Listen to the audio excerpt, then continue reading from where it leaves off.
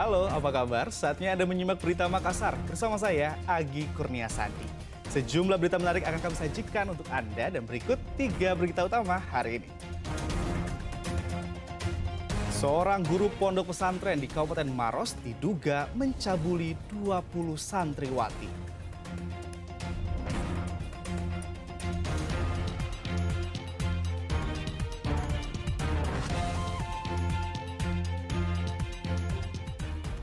Jelang perayaan Natal, harga bawang dan cabai di sejumlah pasar tradisional yang ada di Kabupaten Goa meroket.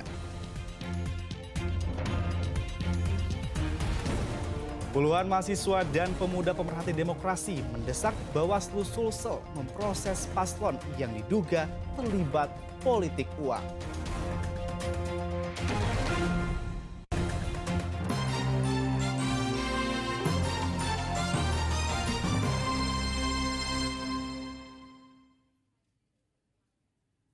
Baru beberapa hari lalu perayaan Hari Guru Nasional digelar, tapi seperti tidak ada habisnya.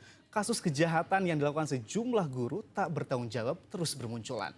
Seorang guru pondok pesantren di Kabupaten Maros dilaporkan ke polisi setelah diduga mencabuli 20 santriwati anak didiknya.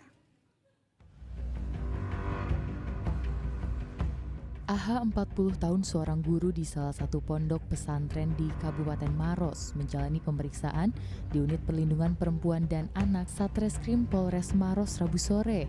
Dirinya dilaporkan orang tua santriwati yang diduga anaknya menjadi korban pelecehan seksual oleh terlapor. Dugaan pelecehan seksual terjadi bukan hanya kepada satu anak saja, melainkan kepada 20 santriwati yang masih di bawah umur. Diduga pelecehan seksual dilakukan terlapor sejak bulan Oktober hingga November 2024.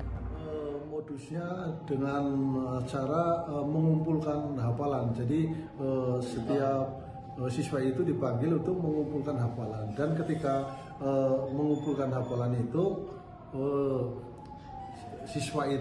siswinya itu ada dipegang sini pundaknya, bahkan ada yang sampai masuk ke dalam, ada yang pegang pahanya.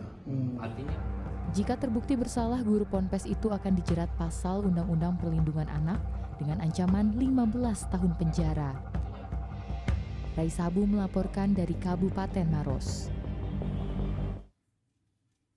Komisaris PT Mall Pinrang Sejahtera yang masuk dalam daftar pencarian orang akhirnya ditangkap tim Kejaksaan Negeri Pinrang dan tim Kejaksaan Tinggi Sulawesi Selatan.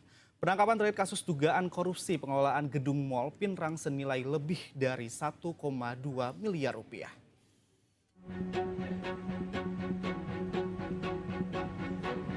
Setibanya di Bandara Sultan Hasanuddin Makassar Rabu dini hari, pria berbaju biru ini langsung digiring petugas.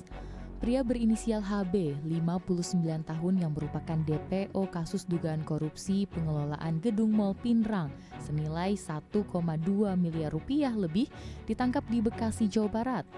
Penetapan DPO dilakukan karena tersangka mangkir dari panggilan yang dilayangkan pihak Kejaksaan Negeri Pinrang. Tersangka terus berpindah lokasi untuk menghindari tim kejaksaan yang tengah melacak keberadaannya. Tersangka berhasil ditangkap setelah 2 bulan pencarian. Jadi anaknya adalah selaku direktur yang memungut uang-uang dari yang ada di mall tersebut, kemudian uang ini disetorkan kepada bapaknya. Jadi aliran dana ini masuk ke bapaknya itu pun lewat rekening. Semua sudah jelas dalam rekening tersebut. Makanya kami nyatakan yang bersangkutan dan bapaknya tersangka. Cuman dia melarikan diri dan kami sudah terbitkan DPO.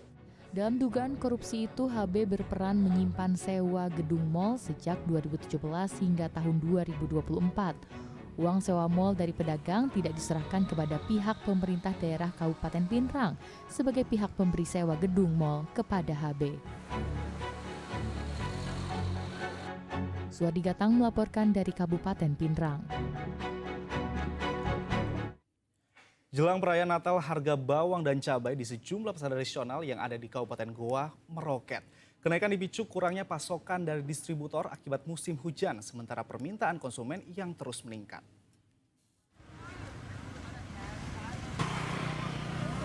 3 pekan menjelang perayaan Hari Natal, harga sejumlah bahan pokok di sejumlah pasar tradisional di Kabupaten Goa sudah lebih dulu meroket. Seperti di Pasar Minasa Maupa, Kabupaten Goa, harga bawang merah dan bawang putih sudah mengalami kenaikan hingga 20%.